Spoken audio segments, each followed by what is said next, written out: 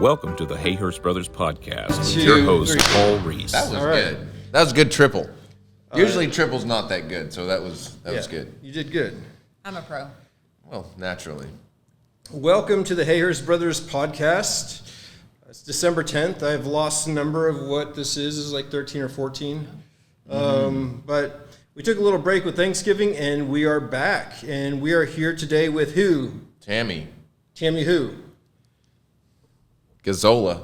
Is that how you pronounce it? Is that Good correct? job. Yes. See, I said Tammy because I didn't want to pronounce it wrong, but then you made me pronounce it. I actually Paul. intentionally, I know I you didn't did. want to pronounce it because I've never said your last name out loud. But the two Z's make the A a short A, and then the one L makes that O a long O. It's Mazzola, but with a G. Gazzola. Nice. Surprised you didn't know that, Paul. That would be a very good Scrabble word if you could use proper nouns, because you'd have to use a blank and a Z, but still you get to use the Z, She is the president of the Weatherford Chamber of Commerce, and we'll just lead right in with, how long have you been the president of the chamber? I've been with the Weatherford Chamber since 1999. Whoa. So, 1999? yes. Are you out of your mind? That's when my daughter was born. Yes. And she's 25. Yes. That's amazing. And I've been the president since 2006. Wow. That's amazing. That's unprecedented. Do you have the record? That's a good question. I can't imagine that there's someone else that has That's a been good with question. the chamber longer. The chamber was chartered in 1925. Okay. And so next year we're celebrating our centennial. Wow. And I was thinking about that just a couple days ago. I was like, wow, I've been here a quarter of the time. That's incredible. I've been here. That's an accomplishment. That's fun. Congratulations on that. That's amazing. Seen a lot of changes in 25 years. Yeah, so what was the population when you first joined the chamber? When I first joined the chamber, as far as our membership, we had 400 members. But of the town? Of the town, we were about 25,000. Okay, so you've a little bit more than doubled, or Yes. about doubled right Yes. now. Uh-huh. How'd you know that, Paul? Well, I asked her a question before this about the population, and she told me, so I did. So you quick didn't math. already know that it was 50,000. I didn't. I guesstimated it at 60, but I was including Hudson Oaks and surrounding areas. Yeah. Well, let's just talk about the weather really quick. I have actually a question to propose, Tammy, if you're open to it.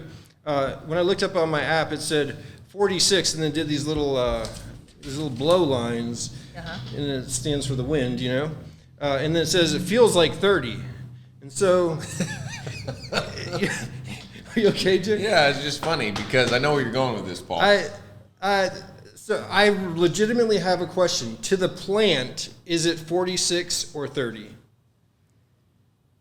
It's 46, but it feels like 30. But I'm saying to the plant. Oh, to the plant, Like, it's 30. Is if I put a glass of water outside, is it going to freeze? No. No. It says it feels like 30 though. Feels like, but it won't freeze. But the plant thinks it's 30. I think it's 30 when I'm outside. It's cold. Did the plant tell you that? Yes, I'm in tune with the plants, yes. I'm just kidding.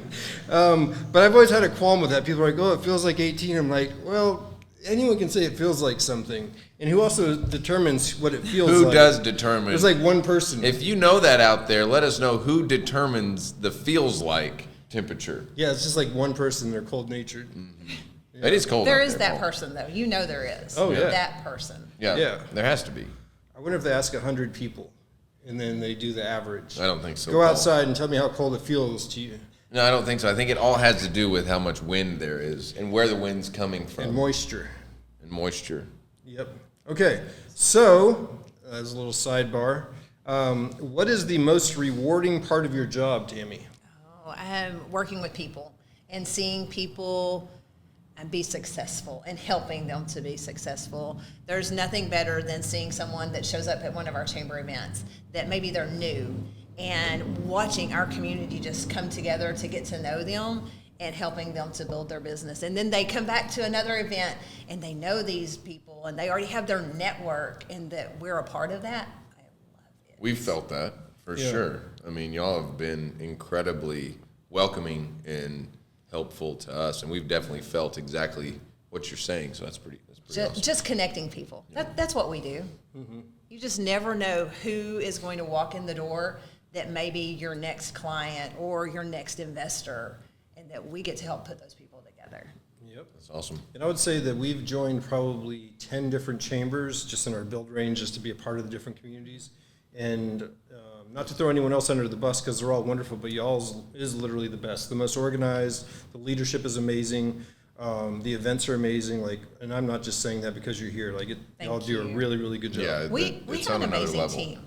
It's all about, it's not one person, but it's an amazing team from my staff to our board of directors to our ambassadors. It takes all of us to work together. I'm the type of person that is all about the team and that it takes everyone to work together, and we have that in Weatherford, Texas. It's awesome.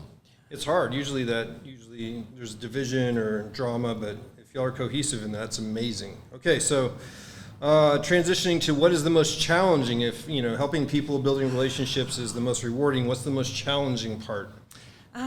Maybe sometimes is that we are so busy, and it is being at everything that we need to be at and to support all of those things. It's hard. I wish that there were 3 or 4 of each of us to help people.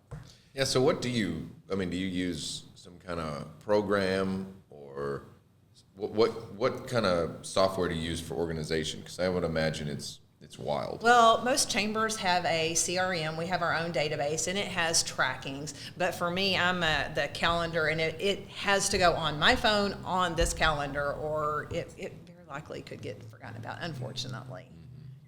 Just going from one thing to the other. Yeah, because being a part of a couple of those events, there's a lot of people involved, a lot of stuff going on. So I imagine that does get pretty crazy. Well, like the Peach Festival that we organize, that definitely has its own organizational system. And we have checklists that go from month to month, and once we get closer to it, week to week, and then day to day, things that have to be done. We have to be very organized and have things documented because you never know.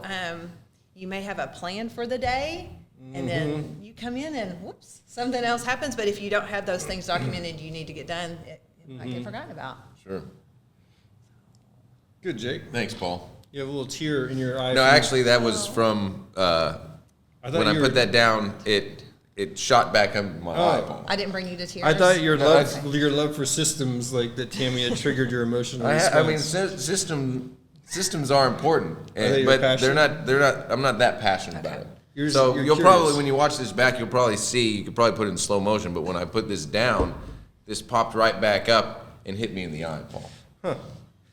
If you slurped that last little bit off the edge, it wouldn't do that. If it were peach instead of blackberry, it probably would not have done that. Oh, there you go. I like that. Oh, you have raspberry. Yeah, they don't have. Well, no, They have don't. peach. Do they? Yeah, they do. have peach, Paul. They I'm don't surprised carry- you didn't get. A good planner would have had that peach. Paul. I didn't think far enough. Far enough in enough. advance. Let's go into the next question. Here, Jake? You asked a question. I asked Okay. 2 questions already. Let me ask one here, Paul, if I can read your handwriting. What are some exciting things coming to Weatherford?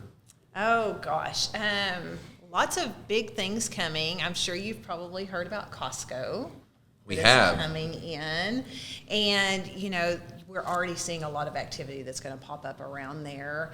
I think it's Sprouts that's coming right across the street, and lots of folks are very interested. And then, of course, you've also heard that Weatherford's also going to get an HEB. Yeah, another one. Yes. Right? Well- So I've heard there is going to be some more development towards this side of town, or is it still all going to be on the other side? We're definitely growing in every single direction, and I'm really proud of our city council. They are growing thoughtfully and thinking about things before they come in, and we're looking forward to some really well planned growth. Yeah.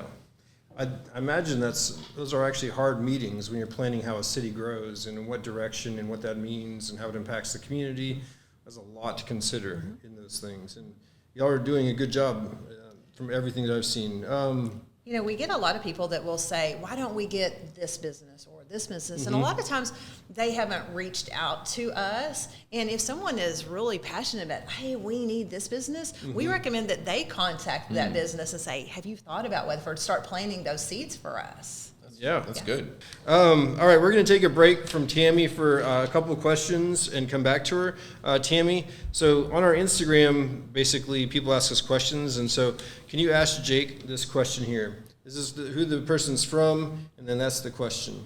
I have very old eyes. Okay. What is Yeah, good luck reading his handwriting. I'm also writing with this, which is a Sharpie that is extra thick. It says, "Et Ant Farm Girl." Okay. The I is missing, which means that there might actually be an ant farm girl on Instagram somewhere. And so she just shortened it. And what is the soonest that y'all could start a home if we have land? See, I thought Tammy was going to ask that, Paul. Well, you were going to tell her, and then she was going to ask me. We're good. Okay, so what is the soonest that y'all could start a home if we have land? Nice. You did a good job. So, ant farm girl. Girl. Yeah, are there ant farms? Do we know if that's a thing? I know for sure they sell them. Like you can hold it up and there's a glass, double-sided, and Yeah, like from outside of that, are there actually farms that have? It's like there's worm farms, but are there ant farms? what value would they have? I don't know. They say if you have carpenter ants on your property, it means you have good soil. That's what I've heard. Aeration, porosity to the roots. Well, so I would say that's an interesting question, but if you have your land already, the main thing is going through pre-construction. So our pre-construction time is generally 6 to 8 weeks, and that involves doing the geotechnical, the soil samples, the engineering, the plans, and then also the site evaluation. So as all of that generally takes 6 to 8 weeks to get all of that information to where we know exactly what we're building, we know what soils we're building on, and we know we have a good roadmap to build the house. So I would say 8 weeks probably from when you say let's build the house to where from that moment until we start actually moving dirt. And that's if you're a cash customer. Well, I mean, within that 8 weeks, you should be able to also get your loan. Paul doesn't agree with me. It take a little bit longer sometimes. Sometimes. But it says what's the soonest. So if Yeah, that means to okay. me, if everything Yeah. goes according to plan. my thing is, I think she was meaning can you start in January? Oh, That's what I was thinking that she meant. from today? Yeah, we Yeah. could probably start in 1st of February. If we got everything started today, yeah, into January, 1st of February. All right. This is from Utah Mom 7. Can you read all uppercase? Can you build in Utah? Please sell plans? ? Nice job, Tammy. Mm-hmm. Utah Good Mom inflection. 7. We cannot build in Utah, but we can sell plans. So, on our website, we're going to be launching it fully first of the year, but any of our homes their plans are for sale. So yeah, you can go on the website, reach out to us, and you can buy any of the plans that you see on our website, and we can send you those plans, and you can find a builder that will be able to build off of them. Nice. Can you help them find a builder there? That's a good question. We've kind of gone back and forth on that. It's hard to recommend a builder that you don't know. If it's in an area that I've worked in before or an area that I know someone and I know their work, then yes, I can recommend that. But it's difficult to recommend someone that I don't know personally and I don't know their work.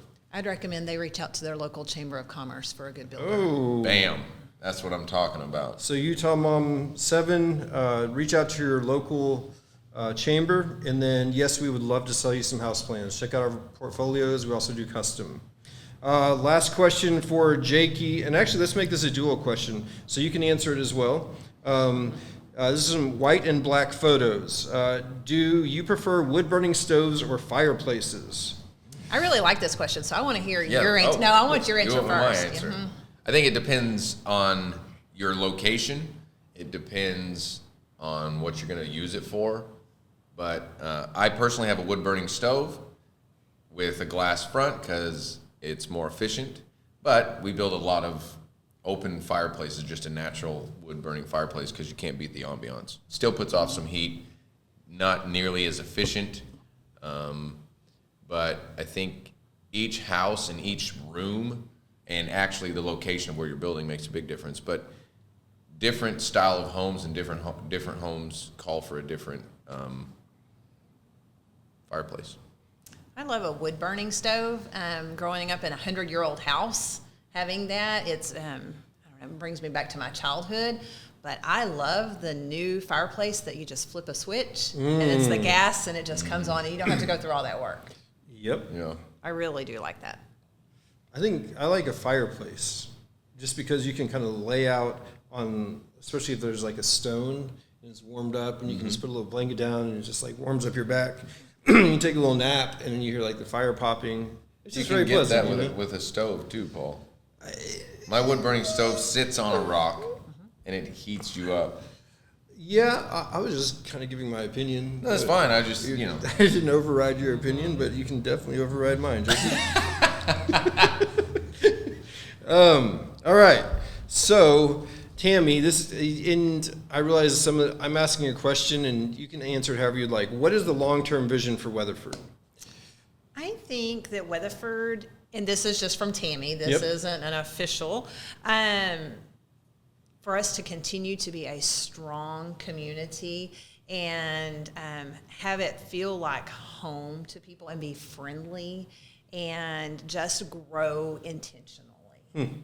I really think, I love working at the chamber when people come in and say, everyone here is so nice. Yeah. And we still have that small town feel, but we're still growing and thriving. Yeah. One of our newest, taglines that we use is growing with tradition, because we definitely are growing, but we want to hold on to our past, but still grow and be thriving. Yeah, that's important. Just go ahead, Jake. Yeah, I was just saying, I've noticed that here. You always hear people want that small town feel, but this really does have that with the conveniences of a larger city, which is pretty unique. I've been to other cities this size, and they can get just too corporate maybe and too large feeling, where this definitely still feels like that small Texas town. What do you think that difference is? Is it just the people that are in leadership? I think it's the people and the intentionality of which you guys are deciding to grow. I think the downtown, not bringing in a bunch of big corporate businesses downtown. You can go downtown and it still feels like a Texas town. I think Weatherford's done just a really good job of the growth and making sure that it's done intentionally. And then the people. I mean, every function we've gone to here, everyone is legitimately so kind. And and I think, too, y'all are very Christ-centered. Everything we go to, there's prayer. People are very genuine. People are... You can tell that Christ is involved in what's going on in this city, so I think that has a even bigger impact than any of the other things we've talked about. My favorite verse is Matthew 5:16, let your light shine.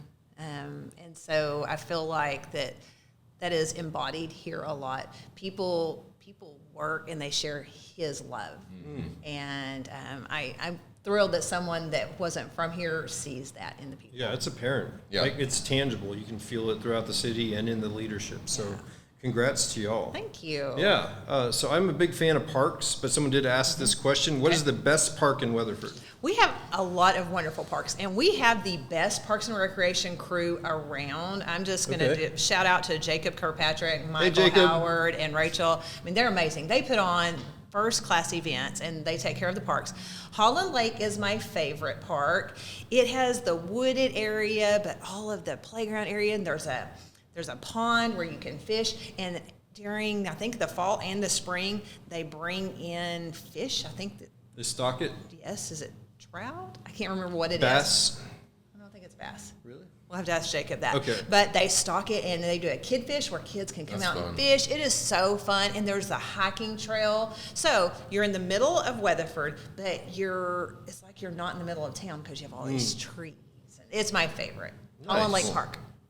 Cool. I haven't been, so I'm going to check it out. Yeah. You should, Paul. All right.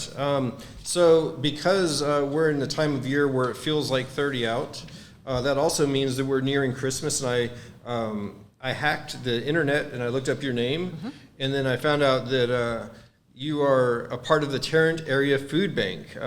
So you're part of that committee. So tell me about that and kind of what y'all do around this time of year. So Tarrant Area Food Bank, they started in Fort Worth, the Tarrant Area Food Bank, but we now have the Tarrant Area Food Bank West, which is out towards Brock. Okay. And they've only been here for 2 to 3 years. When I first got on that committee, I had no idea that we had a hunger issue, that people were going hungry in our own community. So I was thrilled whenever they asked me to be a part of that. They provide food. People can go out to shop at their location when they need it. They'll also, during the holidays, they'll do drive-through pickups. People can make monetary donations. They can actually make donations of food as well. But one of the things that the Chamber is doing to help with the Tarrant Area Food Bank is in January, we're doing the first ever Parker County Restaurant Week. So our local restaurants are signing up. They'll have special menu items during that week, and a portion of those sales will go back to the Tarrant Area Food Very Bank. cool. So we're looking forward. We think that we're going to get people from all over coming to Parker County to try out our restaurants and support our Tarrant Area Food Bank. Yeah. That's a great idea. Who's kind of put that forward, that concept? Well, we're working with the Weatherford Young Business Leaders. Chandler Duncan with the Baker Firm. She's she awesome. is the chair of that committee this year, and they are hitting the ground running on it. I looked the other day, and we already have 1,000 followers in that, and Wow. we think it's going to be a huge success. Okay. So I have a timing device, and we're getting near the end of this podcast. Is there anything that... What's your device, Paul? There is a humanoid type figure that's standing there, and he put up 4 fingers. What is a humanoid type figure? Well, I don't want to I think it's Chris. I don't want to break the fourth wall, but I'm kind of like, in my peripheral, I'm assuming it's a human, but in my peripheral, it's a humanoid type figure holding up 4, which means that we now have 3. Nice. Maybe two. Yeah. Maybe 2. Do you have any questions for Jake, or any final thoughts, or anything exciting coming up as far as an event in Weatherford that you want to tell us about? Well, first off, I want to say thank you guys for choosing Weatherford and being a part of our community. We're so blessed to have you here. I love following you on all your socials, and I hope that your business is doing well in Parker County. And I want you to let us know if there's something that we can do to help you. Awesome. Well, thank you. Yeah, it's been great for sure. We love it here, and it's been wonderful. So Thank you for helping us build a strong community. Yeah, absolutely. We'll see y'all next week. Thank you, Tammy, for being here. Thank you, Jake, for being here. thank you, Paul. Yeah, and y'all have, I'm not sure, we'll probably do one more before Christmas, but enjoy this December with your family. Yeah. Buy a coat, build a fire. Coke. Wood burning fireplace. Bye, see y'all next week. Nice, Paul. Good job. Thanks.